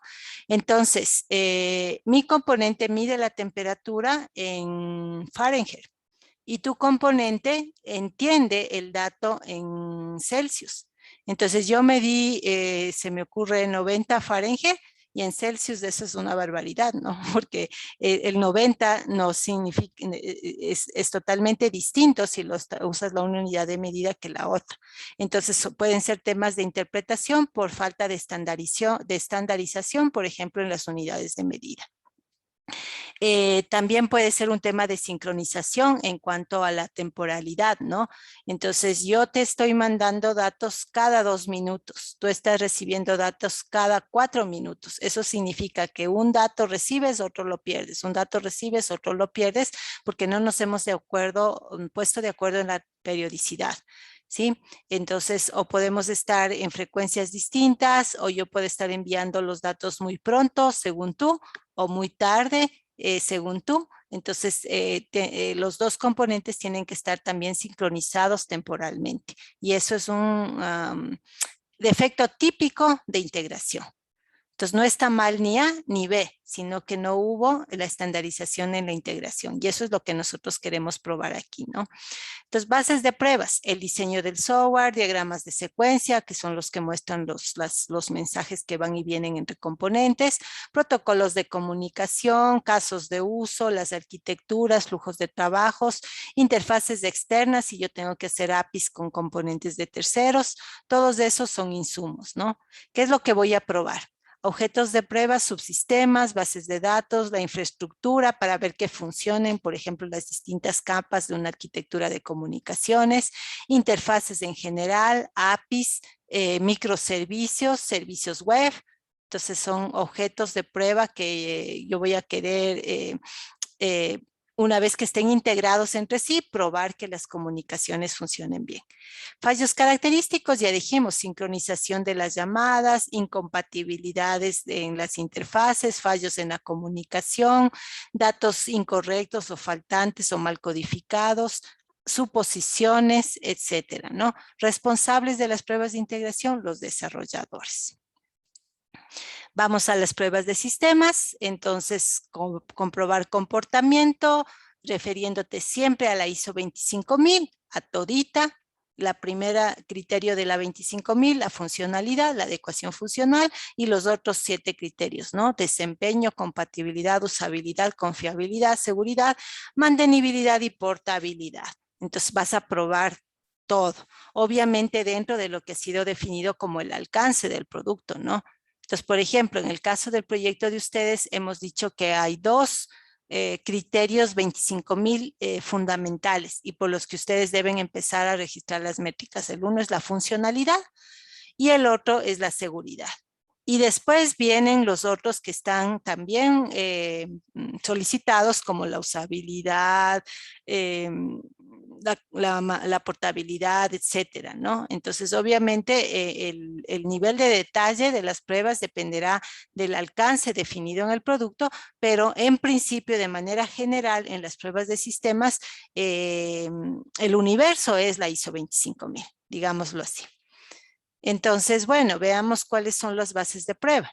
Necesito los requisitos, los análisis de riesgos, porque yo podría priorizar mis pruebas de sistemas desde el riesgo más alto en adelante, los casos de uso, las historias y si existen las épicas también, diagramas de estado, los manuales, porque yo también puedo hacer las pruebas guiadas, por ejemplo, por el documento de instalación o por el documento de operación del producto. Todos esos son insumos. ¿Qué pruebo? Pruebo la aplicación completa, el sistema completo, incluyendo la combinación de hardware y software, todo un sistema operativo, en general lo que se llaman los SSPs, sistemas sujetos a pruebas. Pruebo configuraciones, datos de configuración, es decir, ya a nivel macro, ¿no? ¿Y qué tipo de defectos puedo encontrar? Nuevamente, cálculos incorrectos, comportamiento incorrecto, sea este funcional o no funcional. Esto abarca todo, ¿no? Un comportamiento funcional incorrecto sería pues la calculadora que al sumar 2 números da una respuesta incorrecta. Un comportamiento no funcional incorrecto sería que el tiempo de respuesta debe ser máximo 50 milisegundos y se demoró 2 segundos. Entonces, el comportamiento no funcional de tiempo de respuesta está incorrecto. ¿Sí? También flujos de datos incorrectos, la incapacidad para ejecutar un proceso de negocio de extremo a extremo, por ejemplo, la matrícula en línea de un estudiante de sistemas o el ciclo de vida de una denuncia de principio a fin. Entonces, pruebas así a nivel macro desde el negocio o desde el flujo de trabajo. Fallos en el sistema para operar en producción. ¿Quiénes son responsables? Nosotros los testers. Y solamente una vez que me voy a regresar acá, que nosotros como tester hemos corrido, sea manual o automáticamente, toda nuestra batería de pruebas de nivel de sistemas, podemos pensar en llamarles a los usuarios para hacer pruebas de aceptación. Antes no tiene sentido, ¿no? Antes es solamente atentar contra la confianza del usuario final en el producto, porque si yo le siento frente a un producto que yo no he probado a nivel de sistemas, lo más seguro es que los defectos, que los fallos le salten al cliente, ¿no? Y él se dé cuenta que el producto tiene muchos defectos. Y eso va nuevamente, como decía, a atentar contra el sentido de confianza del usuario y cliente con el producto. Y eso es lo que menos queremos que pase, ¿no? Que se pierda la confianza en el software. Entonces, solo voy a pasar a pruebas de aceptación cuando yo he logrado superar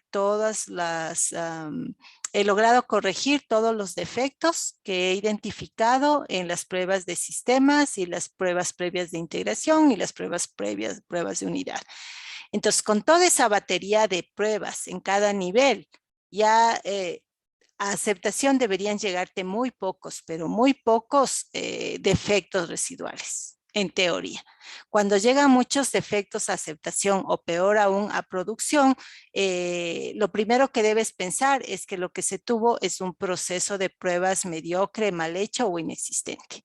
¿Sí? Entonces, al primero que debes acusar no es a los desarrolladores, sino a los de calidad, porque no hicieron bien su trabajo, porque no fueron formales y estrictos en el proceso a seguir para hacer las pruebas como se debe. Si sigues el proceso formal, muy difícilmente vas a tener problemas fatales, digámoslo así, a producción y ni siquiera en aceptación. ¿Sí? Entonces, por eso es que es importante ser estrictos, ¿no? Justamente para evitarnos malos ratos. Y bueno, llegado a pruebas de aceptación, vamos a romper otro mito porque obviamente nuestra intuición de pruebas de aceptación es pruebas con usuarios, ¿no? Que es el punto número 2 aquí.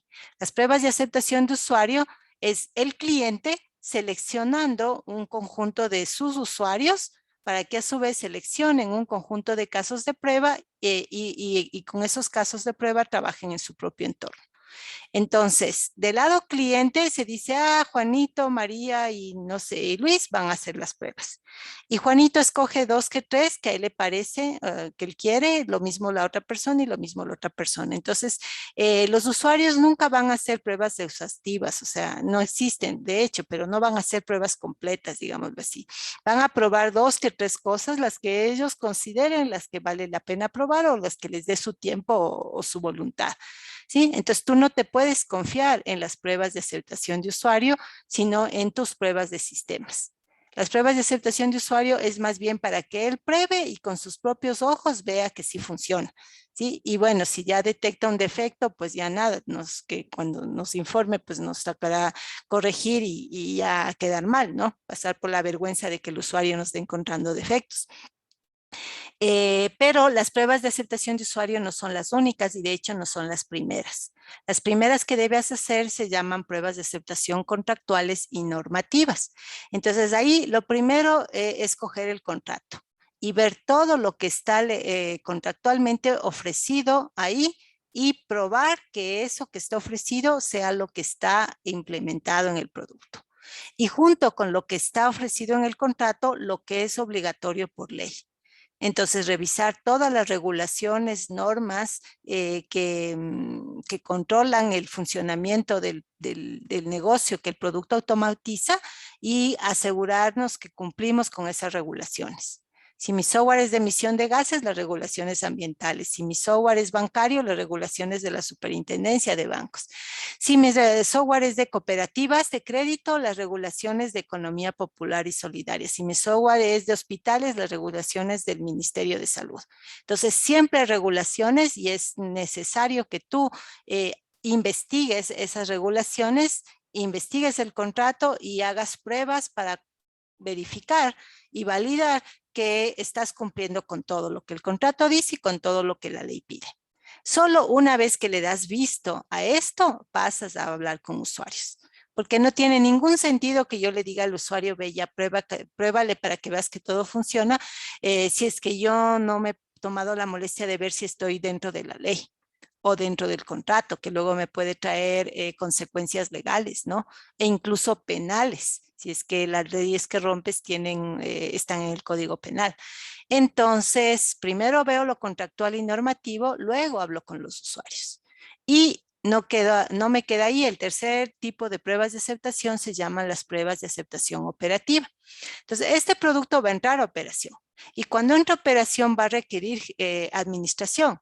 Vas a necesitar crear usuarios, eliminar usuarios, sacar respaldos, restaurar cosas desde los respaldos, hacer mantenimientos periódicos, por ejemplo, de índices de la base de datos, de archivos de log, etcétera, ¿no? Entonces, todas esas cosas que acabo de mencionar tienen que ser sujeto de pruebas operativas. Entonces, yo tengo un mecanismo de respaldos, tengo que probar. Tengo un mecanismo de restauración de respaldos, tengo que probar. De nada me serviría que todos los viernes se saquen respaldos si nunca nadie se ha preocupado de ver si el proceso de restauración funciona o si el respaldo está bien. Entonces hay que probar todo eso, ¿no? Apenas empiece la operación, va a haber gente que se contrate y necesitas levantar usuarios con roles en el sistema. Gente que despidan y necesitas eliminar usuarios del sistema. Entonces hay que probar toda la parte de gestión, toda la parte de tareas de mantenimiento en general. ¿Con quién pruebas esto? Con el usuario que va a ser de administrador del sistema. Y eso es una regla de oro porque en nuestro país a veces pasa que las empresas medianas, pequeñas que te contratan, piensan que con comprar el software ya no necesitan tener nadie de sistemas en su empresa y eso es falso. Porque siempre vas a necesitar a alguien que haga estas tareas operativas de administración del aplicativo, ¿no? El aplicativo no se administra solo. Necesitas a alguien que esté pendiente de esas actividades de administración, ¿sí? Ese alguien no necesariamente es un departamento completo, ni siquiera una persona a tiempo completo, pero sí alguien que se vaya todos los viernes a hacer las actividades de respaldos, por decirte algo, o que cada vez que se necesite un usuario se conecte remoto y lo cree. Entonces, con esa persona que designen del otro lado es con quien tienes que hacer las pruebas operativas. De hecho, él las tiene que hacer y tú pues obviamente monitoreas cómo van los resultados de esas pruebas. Si no existe esa persona, si no hay ese rol, hay que exigir que exista. Porque caso contrario, en operación no vas a tener con quién trabajar para resolver los problemas que se puedan presentar durante la operación del producto. Y esos son los tres tipos de pruebas y hay otra clasificación que se llama las pruebas alfa y beta y con esto vamos a ir terminando por hoy. Entonces, cuando los productos son de consumo masivo, eso va a implicar que van a haber no decenas, sino cientos, probablemente miles de usuarios, ¿no? Por ejemplo, el Windows, ¿no? Es un producto de consumo masivo, por lo tanto, es sujeto de usar la estrategia de pruebas alfa y beta. Entonces, cuando las pruebas son alfa, lo que se hace es invitar al conjunto de personas que nos van a ayudar con las pruebas alfa a venir a tus instalaciones donde tienes un ambiente controlado para poder observar las pruebas de uso del producto. Entonces, yo qué sé, si estás evaluando un juego para adolescentes, pues invitas a unos 100 adolescentes, vienen a tus instalaciones y ahí ves cómo trabajan con el producto, cómo interactúan y en base de eso, pues puedes encontrar defectos, ¿no? En cambio, las pruebas beta es lo mismo, invitar a una gran cantidad de usuarios potenciales a utilizar el producto para en base a eso determinar encontrar posibles defectos, pero ya no en tu entorno, sino en el entorno de ellos. Entonces, por lo general, son productos descargables, ¿no? Entonces te dicen, oye, salió la última versión, está en beta, descárgate. Entonces, lo que tú te estás descargando, la versión beta, se llama beta porque es para las pruebas beta. Y tú estás siendo tester de ese producto. Por eso no te cobran para que lo uses, más bien, de hecho, te deberían pagar por hacerles las pruebas. Pero bueno, uno se descarga la beta, la empieza a usar y al descargarte automáticamente das digamos, el OK para que los dueños del producto puedan recuperar la información de la operación que tú haces sobre el producto para medir cosas como tiempos de respuesta, nivel de seguridad, de desempeño, etcétera, etcétera, ¿no? Entonces, esas son las pruebas alfa y las pruebas beta que puedes hacer cuando involucras gran cantidad de usuarios que quieres que prueben el producto masivamente. Y con eso cerramos este capítulo de las pruebas de aceptación. Entonces, bases de prueba, prácticamente todo. Procesos de negocio, requisitos del usuario del negocio, normativas, contratos, casos de uso, documentación del sistema, informes de análisis de riesgo, requisitos no funcionales, estándares que sean de cumplimiento obligatorio, procedimientos de instalación, todos estos son insumos. ¿Qué es lo que pruebo? Todo el sistema, la configuración, un proceso de negocio totalmente integrado, los mecanismos de recuperación y de continuidad del negocio, procesos operativos, actividades de mantenimiento, los formularios de ingreso de datos, los informes de salida de datos, los datos de producción para probar, por ejemplo, la migración de datos del sistema anterior a tu sistema. Todas esas cosas son cosas que vamos a querer hacer que los usuarios nos ayuden a probar a nivel de pruebas de aceptación. ¿Y qué fallos voy a querer encontrar? Pues fallos en los flujos de trabajo, reglas de negocio mal implementadas, fallos en la no funcionalidad como vulnerabilidades de seguridad, problemas de rendimiento o en general funcionamiento no adecuado, que el sistema no satisfaga el contrato o los reglamentos. ¿Y quiénes son los responsables? Como digo, tiene que haber una corresponsabilidad. Del lado de ellos, clientes, usuarios de negocio, operadores del sistema, del lado nuestro, pues el área de calidad. ¿Alguien quería decir algo? Porque hasta ahí llegamos hoy. Entonces, con eso se termina la sección de niveles y lo que nos quedaría para empezar, para revisar, no mañana, sino la próxima clase, está bien si nos vemos jueves y viernes, que la semana que viene ya es normal, es hablar de los tipos de prueba, ¿no? Y solamente para no dejarles con la curiosidad, estos son los tipos de prueba. De acuerdo a la certificación, son 4. Pruebas funcionales, pruebas no funcionales, pruebas estructurales o de caja blanca que se llaman, y las pruebas relacionadas al cambio, que a su vez se subdividen en 2 que ya hemos venido conversando: las pruebas de confirmación o retesting y las pruebas de regresión. Entonces, en cada nivel de prueba, tú puedes ejecutar cualquier tipo de prueba. Y para ejecutar estos tipos de prueba, tú tienes varias técnicas de prueba. Entonces, en los 2 capítulos siguientes vamos a hablar de técnicas de prueba. El capítulo 3 son las técnicas estáticas y el capítulo 4 son las otro tipo de técnicas de pruebas. Y eso es básicamente todo lo que cubre la certificación. Entonces, ya estamos terminando la parte, digamos, conceptual, y luego ya vamos a entrar a hablar de técnicas específicas que tú puedes utilizar para cada tipo y dentro de cada nivel. Entonces, eso sería lo que hoy pudimos avanzar por tiempo. Y no se olviden de comunicarse con David para cualquier duda que ustedes tengan o apoyo que ustedes necesiten para realizar el proyecto, ¿no? Recuerden que la fecha ya la aplazamos y quedamos en que es no este domingo, sino el siguiente domingo, que es el 12 de septiembre. Así es que conversen con David cualquier dificultad que ustedes tengan, y si lo ven necesario, pues yo también estoy ahí para poder apoyarles en lo que puedan necesitar. Eso sería todo por hoy. Muchas gracias por la atención, y pues ahora sí les dejo para que se conecten con las fiestas, hoy y mañana también. Y que viva la poli. Profe, disculpe, Claro, dime. Dime. Se fue perdón, profe, ya. sí, el audio creo. Sí, fue tu Profe, audio. disculpe, antes de irnos, no sé si me puede revisar, ya me mandaron la publicidad justamente. Claro, claro que sí. Despidamos a los compañeros que deseen desconectarse. Voy a quitar la grabación.